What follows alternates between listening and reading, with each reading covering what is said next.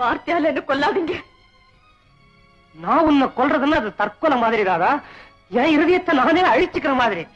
நான் உன்னை தவறா புரிஞ்சுட்டா அதுக்கு நீ என்ன பண்ணுவ பாவம்? இப்போ நான் கூட தான் சினிமால எத்தனையோ பேரோட காதல் காட்சியெல்லாம் நடிக்கிறேன். எனக்கு அந்த வேஷம் கொடுத்திருக்கிறதுனால கண்டிப்பா எல்லாரும் என்ன காதலிச்சே தீரணும்.